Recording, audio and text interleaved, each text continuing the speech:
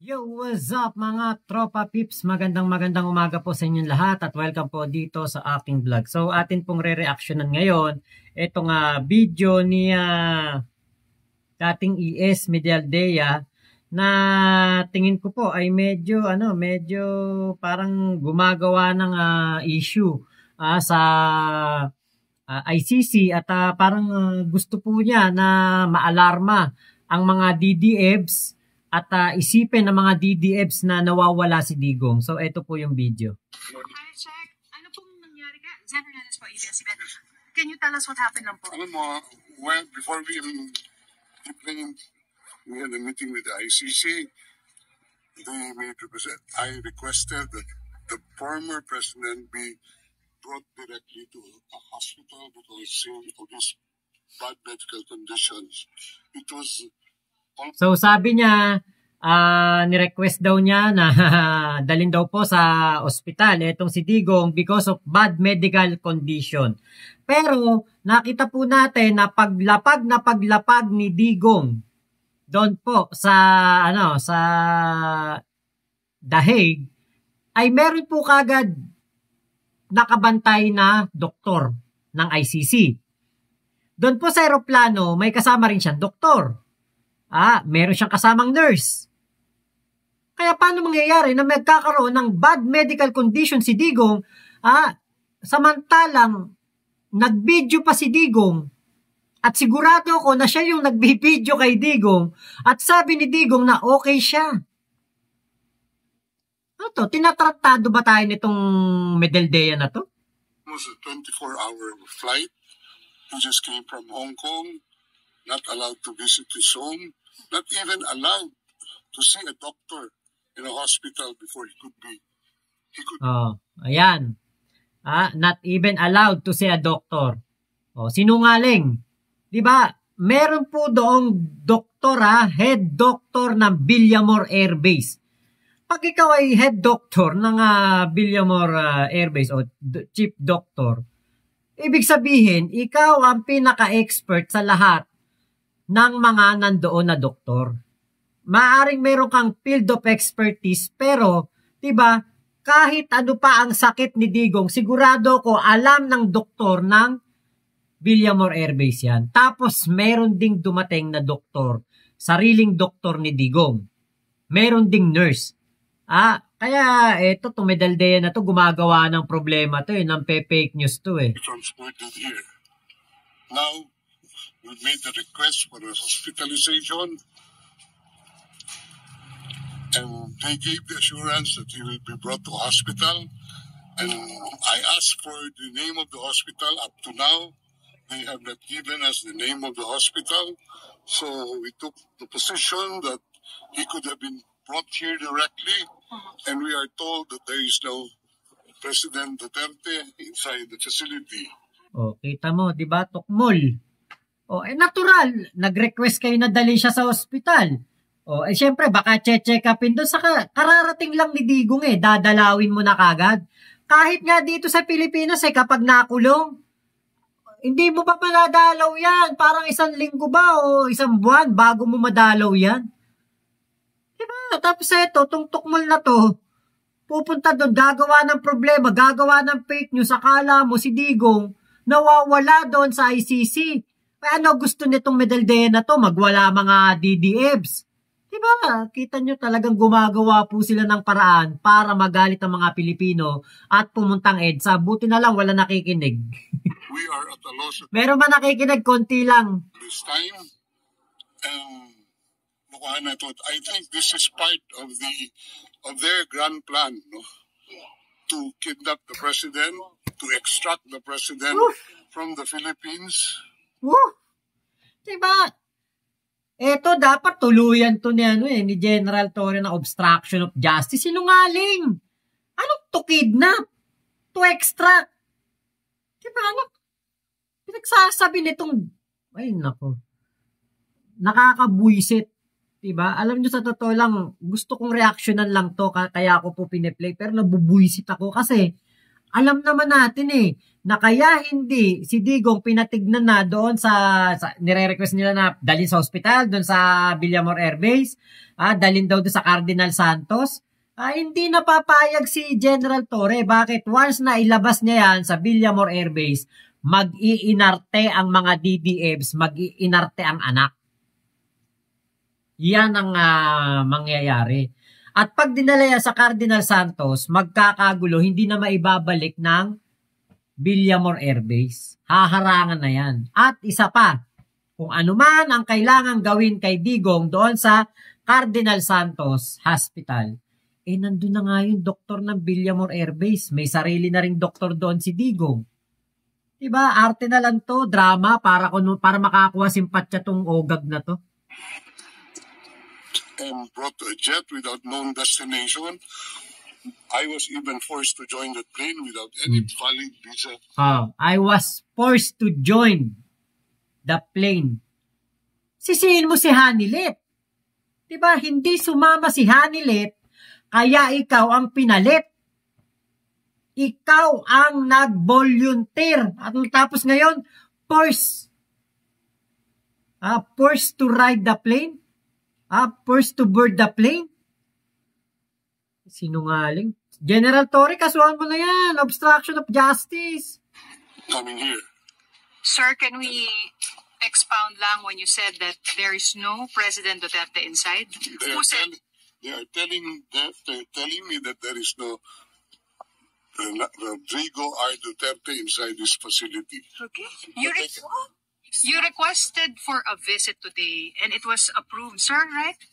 We have requested the ICC for a visit because they do not disclose what hospital he was brought to, and we assume that he was brought here last night after the training. That's all I can say as of the moment. Is it possible he is in a hospital somewhere? I hope he is in a hospital somewhere, but not in this facility. He is allowed, according to ICC regulations. Mamaya makikita nyo dito may sosoplak sa kanya. Any detainee is allowed to communicate. Has he communicated to any of you? None. Zero, sir. We don't have any opportunity. We don't know where he is right now. He doesn't even have his medicines with him. Wala man yung medicine ni Digong sa kanya. Sigurado ko na meron pong mas magagandang klaseng gamot na nandyan sa Netherlands, dyan sa kung saan mang ospital dinala si Digong. Sa ambulance, binigay lang namin yung mga records yun sa kanya, and sabi he will be well taken care of. Right. And we will be informed immediately of the name of the hospital, but hanggang ngayon, nakakalungkot ganito ginagawa nila. So, Sec, what's the next step? What are the plans? We are going back to the ICC and ask them where he is right now. Because a family member is waiting here to see him. Yes. How is the Vice President? Well, she's waiting. Okay. And I would assume the President would want to see one of the members of this family at this So, point. Sec, the Vice President wants to see him. Is there a schedule for her visit now? That's what we are arranging, but we are at a loss where he is right now. Okay. So, how about you, sir? Alis muna pa ba kayo? Alis ako dito. Bobo ka, di ba? Sinama ka dyan para bantayan mo si Digong, tapos winaglit mo sa paningin mo.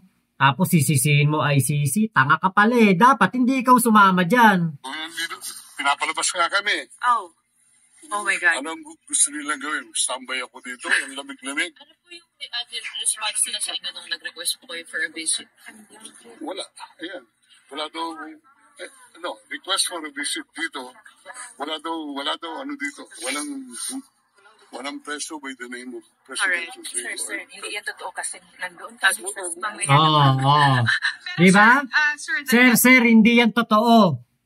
Tapos inano niya, sinungaling ka, medeldeye. Ano dito? Walang preso by the name of President. Sir, hindi yan totoo kasi nandoon kasi mamaya na pa. Pero sir, di ba? Sinungaling. Hindi ka lang siguro pinadalaw kasi kakakulong lang kay Digong. Di ba? Sinungaling. Kita nyo, inaano niya, yung nagsasalita, siguro taga dun yun. Sa Dahig, sa Netherlands. Malapit lang bahay doon, o malapit lang trabaho doon. Ayan o, sinoplak siya. Ulit-ulit. Eto. Ano dito?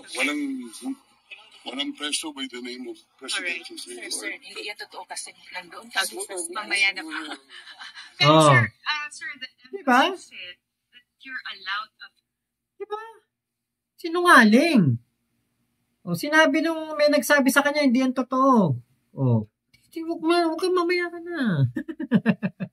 visit. Ano kayang pinagmumulan nun? Hindi, ano yan? Right ng accused yan Opo. to be by counsel. May schedule sila Thursday, so parang definite. I don't know with them, but Or it's ako, as far as my understanding of the law is, he has the right to counsel at Okay. any time. and you're acting as an official. One of the counsel, and they don't even recognize my appearance here. Okay. Nasaan po si VP Sara? I don't know who she is right now. Hindi pa po kayo nakita. Nag-usap lang kami sa telepono, pero wala pang until So, Alright. tapos na. Okay. Thank you, sir. Thank you, sir. Bugok to no? Si Medaldea. Gusto niya magpanik ang mga DDFs para magwala lalo yung mga tao. Di ba? Sa halip na pakalmahin niya mga Pilipino na sumusuporta kay Digong, gagalitin niya, sasabihin niya, walang nakakulong na Rodrigo Duterte doon sa ICC na merong kumukontra, sinasabi nga, sir, hindi po yan totoo.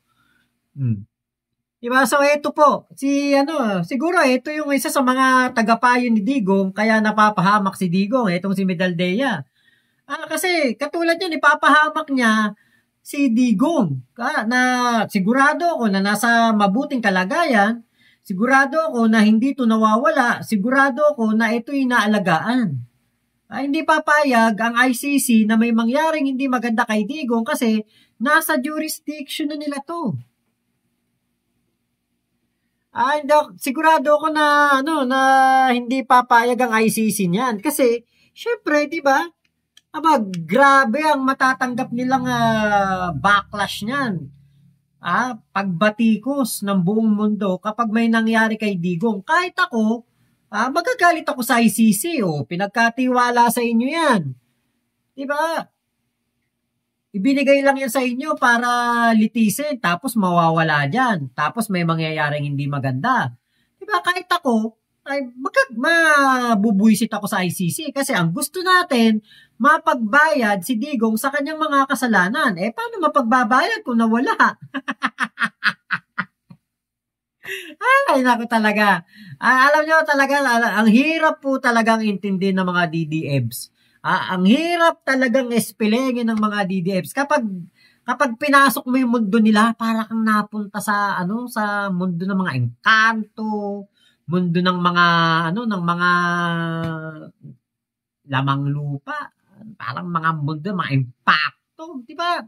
Kasi out of this world ang kanilang mga pag-uutak, katulad nitong tukmol na to si Medaldea. Gano'n lang yung hanapin mo. Di ba? Kung ako isang DDS, kung ako isang taga-suporta ni Digong, soplaking ko yan at ibabash ko pa yan. Sabihin ko, wala ka palang kwenta, ba't ikaw sumama dyan? Wala ka palang silbi. Diba? Sa halip na pangalagaan mo si Digong at bantayan mo si Digong, ikaw ang pinalit kay Hanilet. Ang nangyari, pumunta ka dyan, palamuti ka lang pala. Sayang lang yung biniling jacket ng ating embahada para sa'yo. Sayang lang yung pinamprase sa visa mo. Wala ka palang kwenta. Naku talaga, nakakatawa talaga tong mga DDFs na to. Naku. Buti na lang talaga hindi ako DDFs. Kasi kung hindi, ibabash ko talaga to. Sasabihin ko talaga, bobo ka, wala kang kwenta. Pinasama ka dyan para bantayan si Digong, tapos ngayon mawawala. Sasabihin mo, walang nakakulong dyan na Rodrigo Duterte. Diba? Pangtange, no? Alam nyo, mga DDFs, nakita ko, may mga nagpo-post na sa FB, may mga, nakikita ko na meron ng mga, mga nagpo-post, na may mga nagko-comment na sa mga live. Nakita ko na, nawawala daw si Digong, wala daw dun sa ICC. Sabi daw nitong si Medeldea, hindi daw doon nakakulong. Kinidnap daw. Yun na yun. Ito na yung resulta ng mga fake news na pinapakawalan nito si Medeldea. Diba, sa halip na maging responsable ka sa mga sasabihin mo dahil ikaw ang representative dyan ni Digong, ikaw ang kasama, ikaw ang magbabantay, ikaw sana ang titingin sa kanya, ngayon, ikaw pa ang parang nagpapahamak. Ikaw pa ang parang walang silbi, walang kwenta. Diba? Ay, naku talaga. Ito namang mga media, di ba, meron naman silang kapangyarihan din o meron din naman silang kakayahan na magtanong doon sa loob ng, kailan na pumunta sila doon sa loob ng ICC na yun. O, tanong, totoo ba yun? Wala ba ditong nakakulong na Rodrigo Duterte? Nasaan ba siya? Nasa ospital na ba siya? Pinatignan ba siya? Nasa mabuti ba siyang kalagayan? Di ba? Ay, nako talaga. Ang hirap po talaga ispelengin ng mga DDFs. Sala sa init, sala sa lamig. Naloko na. Sabi na, Sir Mike Abe, naloko na. O ayan nga, naloko na. Biruin mo sabihin wala daw Digong na nakakulong doon. Wala din daw sa ospital, hindi daw sinasabi at kinidnap. Biruin mo alarmahin mo yung mga tao sa ganyang kaparantaduhan. So yun lamang po, maraming salamat sa pagsama nyo dito sa aking reaction video. Ingat po kayo, nasa mang panig kayo ng mundong Momo Chup Chup. Love you. God bless us all, Pilipinas. God first, salamat po. Thank you. Ingat po kayo.